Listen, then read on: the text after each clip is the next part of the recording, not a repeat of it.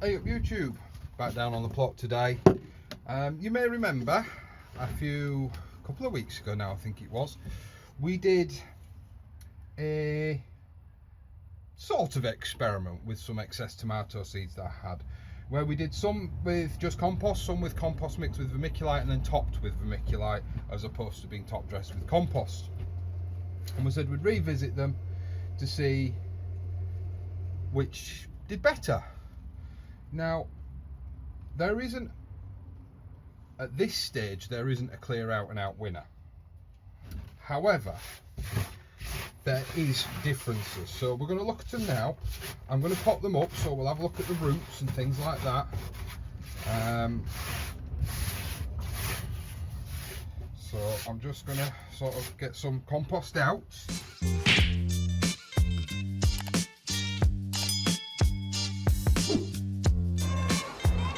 Good morning, YouTube. We'll pot some up. It's going to be less scientific for the potting up, but we're just going to look at the sort of the plant and the root balls at the moment. Now they are a bit windswept because it's extremely windy outside, and they have got a bit leggy, but that's not to worry because you see all those little hairs, they'll turn into roots. We'll pot them up nice and deep. But take this one that's leaning over, look, you can see starting to get its first true leaves. Its stem's relatively thick, but those fine hairs, there's lots of them. And we've got 3 failed to fire, or failure to launch as Jennifer Aniston would call them. In this one, which is the vermiculite mixed and vermiculite topped, we've had 1, 2, 3, so 3 failed to fire again. But as you can see, the plants are not as developed. They're still falling over obviously, but they're not as strong. These weren't the other ones, they weren't falling over before they got windswept. They were sitting at home quite proud. But you'll see also around here 2 complete failures. So the vermiculite topped at the moment is not doing very well. I am intending on potting them on into just plain old compost, because I think we've sort of, I'm happy that we have some results here. We can see a difference, and we can see that things are not looking too good, or there is a difference. Not that they're not looking too good, but there is a clear difference. But what we'll also be telling is if there's any clear difference in the roots. I mean, maybe the vermiculite ones have got massive root balls. This is the straight compost one, not massive root balls. I mean, they're not massively old plants. I'm potting them up purely and simply, really, actually, because of the legginess, and I need the space back for stuff that I actually want on my windowsill. So we're going to pot them up so you can see how leggy it was. You've seen me do this before when you on my live streams with my chilies. The important thing is when you're potting up, and I'll show you in a second, is to hold them by the leaves, not by the stem, especially with tomatoes, because you don't want to damage all that stem, and you don't want to damage all those little hairs that are hopefully going to become roots. Now I am going to take some of these home to put back on the windowsill, or maybe in the grow tent, I don't know. The grow tent would be better, would be preferable, but I don't know how I'm doing for space in there. So you see, that's now potted right up. So the plug actually went all the way down to the bottom and then filled up with dirt. It will access that new compost just fine when it creates new roots. Don't pack it down too hard, you don't want to risk snapping the stem, but that is now a happy little tomato plant. So I'm going to get on, I'm going to pot these up. Well, in actual fact, we're going to look at a vermiculite one next, and then I'm going to get on and we'll pot on. I'll come back to you when we're done, see if I've noticed anything in the process of potting up the rest of them. So we'll grab one of the vermiculite ones and we'll have a look at that root ball as well, see if it's any different. It's shallower, at least in the case of the first one that I've pulled up. The root ball in actual fact has not filled the tray. In fact, there's next to no root ball at all. next to no root ball at all, so we'll get this potted up before it dees. Like I say, always I'm going to have to take the dirt off this one, because I mean look, that's your root ball, it's tiny, so held by the leaf, you know, especially if you've got seed leaves you can hang on to instead of the true leaves, because the cottle leaves will have done their job now. And we'll pop this up, and what I'm going to do is I'm going to pot them all up, and I'll come back to you once they're all potted up. Quick update on the hens I was fostering. Two of the three have gone back to their owner, purely and simply because he said he wanted them back. I'm not happy about them going back. They are not being looked after in their current situation, but unfortunately, you know, if he wants to play silly buggers, I can get in a lot of trouble, because essentially it's theft. There is still one in my coop which I'm hoping he will understand the reasons behind, and that's because it's suffering with bumblefoot. Bumblefoot will never heal in his run, because he doesn't have a covered run, as I think I've explained before. So hopefully he understands and doesn't start to be off about it. I mean, he always takes the risk of falling out with somebody, but at the end of the day, I'm more bothered about the welfare of the animals. You've seen my chickens, you know my girls are healthy and happy. They free range as much as possible. They have a 20 square foot run and an 8 by 9 square foot, an 8 by 9 foot shed. I don't know what that equates to in square footage. In fact, I think the run will be bigger than that as well, bigger than 20 square foot, because it's 10 foot long by 6 foot deep. So, you know, that's 60 square foot to 5 birds. So even when I don't let them out, like when I bring the dog down, they still have quite a lot of space. So anyway, enough about all that. Quick update. I'm going to get on with these tomatoes. I'm going to do you a quick walk around, because we've got some pretty flowers to look at. An update on the nasturtiums. We're going to have a look in the polytunnel. There's been some changes on the plot. You'll notice them, and I'll point them out as we go around. But so I'm going to get these potted up, and I'll come back to you when I'm done. And like I say, we'll talk about any differences that I've seen as I'm going through. So I'll see you in a bit. I just realised, guys, I might as well show you some potting up, really.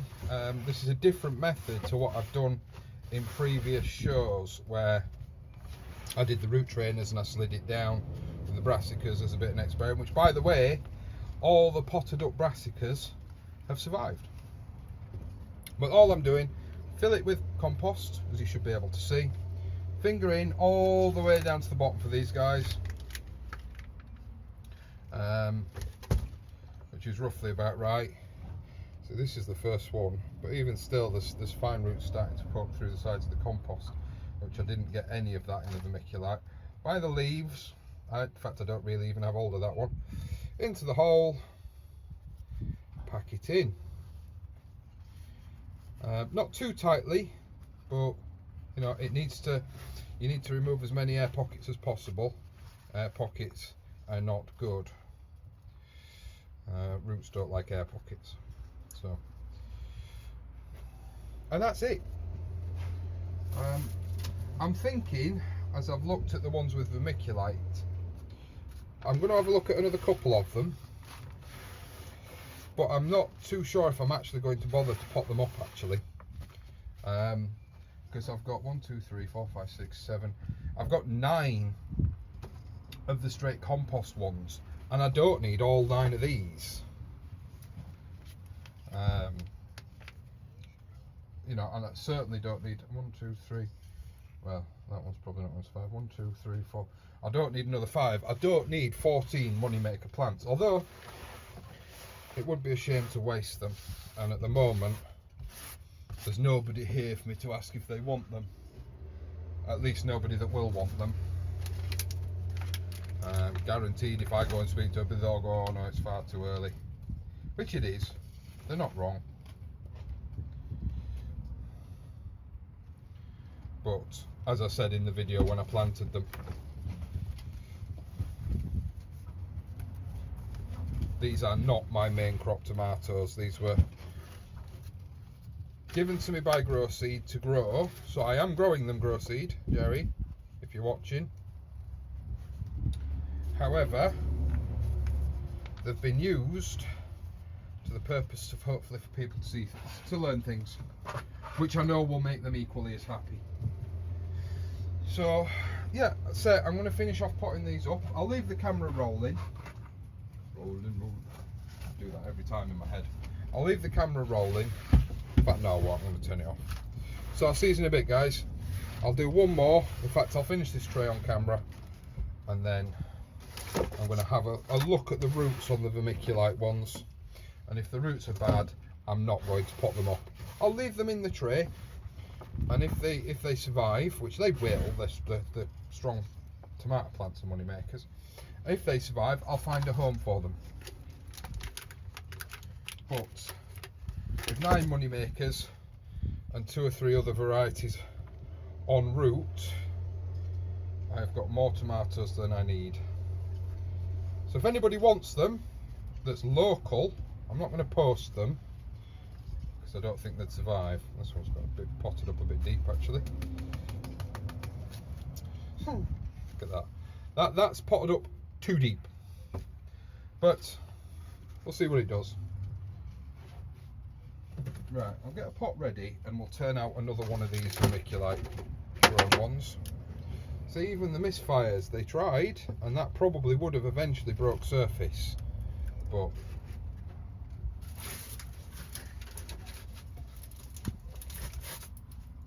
too little too late, I'm afraid. Misfire, little misfire.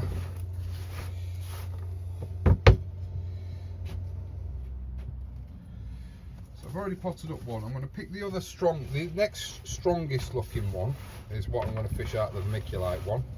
But then, like I said, I'm going to call it a day for the vermiculites. I'm not going to kill them. I'll put them in the polytunnel, and if they survive, I'll find a home for them. The other guys, some of them are going on my windowsills at home. Some of them, let's see, that one or that one? That one probably. It would be the one in the middle of the tray. I'm just going to take this one. There's 6 and 2 3s between them. There's next to nothing between them. But yeah, look guys, once again, there's no roots, at least in the bottom half of the cell. Let's completely remove the soil, lift out the plant, tap off, and there's nothing there. There's absolutely nothing there. Sorry, I don't know if I did that off camera, but we'll pot it on. But the vermiculite, at least in the case of tomatoes, or at least in the case of moneymaker tomatoes, seems to have been a hindrance. So, but yeah, with my chilies, the chilies love it. I mean, obviously chilies actually like drier conditions, but vermiculite is supposed to help aerate roots and retain moisture in the soil. So yeah, so guys, these are going to go in the polytunnel as is. I'll give them some water and they can just go into the polytunnel. They'll sit on top of soil, so they will root through the bottom if they need to. But looking at the root balls on the 2 that I've taken out, there's at least another couple of weeks before they're going to reach out the bottom anyway. So these will go in the polytunnel, the rest are going home. Just empty this tray out a little bit. The rest are going home, and the rest will go probably some in the greenhouse, which I can heat if I need to, and then the rest will go in the windowsill, on the windowsill with the chilies. The chilies, I will be taking some of them to car boot hopefully this Sunday. So once again, if you're in the Scunthorpe area, if I can get to the car boot Sunday morning, I'll be going to the one at Scunthorpe football ground. So if you're there, come and make yourself known. Right, we're going to have a walk around in the polytunnel because there's been loads of growth in there. We're going to have a look at some flowers that have been lulled into a false sense of spring. I'll show you a couple of changes that have been made down on the allotment. Some of them you may have already spotted. See you in a minute. Sod's law, the wind's just got up. But you see, finally getting some activity on the nasturtiums. Happy days. So we have some nasturtium flowers. I'm going to do a second sowing of them. The red onion sets are starting to fly away now. Everything's going to get a good watering before I go home today. Obviously, the onions from seed still just look like blades of grass. Not a great deal to see there. They're the tomatoes that we were just talking about. More onion sets back there. First couple of shallots. The white onion sets that went in a couple of weeks before the reds, they're all up and away. There's very little in the way of failure there. The broccoli that the chickens ate is still hanging on for dear life. I've still not emptied it out. Then we've got all the sprouts and the second sowing of broccoli and some cabbages in there and some collies, sorry, in there. More onions from seed. So it's all just looks like grass. But everything's going to get a good watering before I go home. We've got some more cabbages and some purple sprouting broccoli and some chard. No signs of life on the carrots yet. It's not really been warm enough. The lettuce that I thought wasn't doing anything has survived, so that's going to get some water. Other than that, guys, the polytunnel, nothing else has changed. The shed now has a felted roof. Not very well done, I might add, but it's felted and is blue. We now have a fence running up the side. The tulips look beautiful, I've got to say, they really do. These ones have come up blind again for the second year. So guys, if you can give me some advice on these, do I need to lift the bulbs and put them back in a little bit lower or a little bit higher? Let me know. So we got some of the chicken wire on some of the fencing. I didn't want to do chicken wire, but I couldn't get any more lats. She's having a good old scratch out there. So sorry about the wind noise, but I can't do anything about it. See, the bottom fence has been repaired. All the posts are in around about a foot deeper and with a lot more postcrete around the bottom of them. Oh, this is something I'm going to do before I go home. I'm just going to give you another look. I was told that this is showing signs of powdery mildew. I've got some copper treatment for that, so I'm going to treat them before I go home. Cabbages, not a great deal's changed. I do need to have a bit of a tidy up. I really need to get this fruit cage sorted and get the raspberries sorted before they start to become a pain in the backside. The runner beans, no, not runner beans, broad beans are looking quite happy. I am going to give everything a feed. The chickens are having a good scratch around in the spare space at the side of the elephant garlic, so I've got no concerns there. They're all being nice and considerate. Look, there they are. The one that was over on the soil has decided to come and have a nosy. But these guys are my main defence against what we reckon, I say we, me and some other allotment holders reckon, and YouTubers, is going to be Slugmageddon this year. We reckon it's going to be pretty damn bad. Just on the topic of powdery mildew, see, every one of my fruit trees has this white powdery residue on it. Have they all got powdery mildew? Do I treat them all with copper solution? I mean, this one's the worst one for it.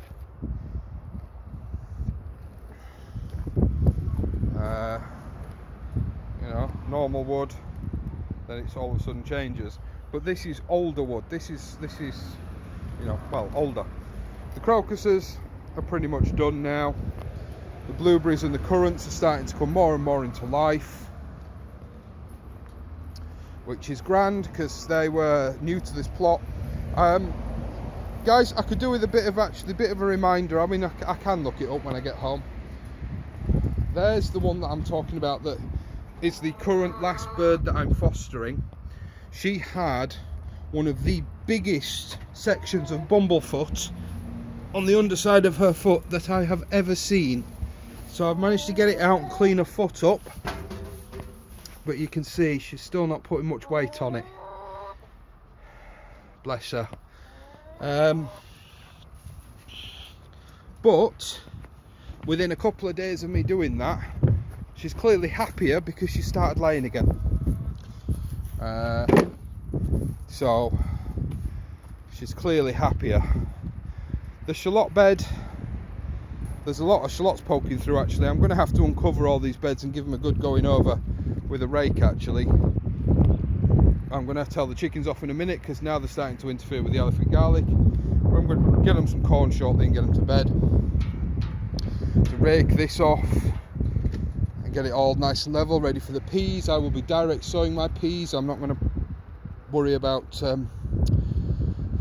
gutter sowing them or anything this year. It's I believe it might be more hassle than it's worth. I tried gutter sowing last year and it was a right pain in the backside. But everything's starting to look a lot nicer. Here's one of my all-time favourite flowers, the daffs. The daffs are out. I love the daffodils.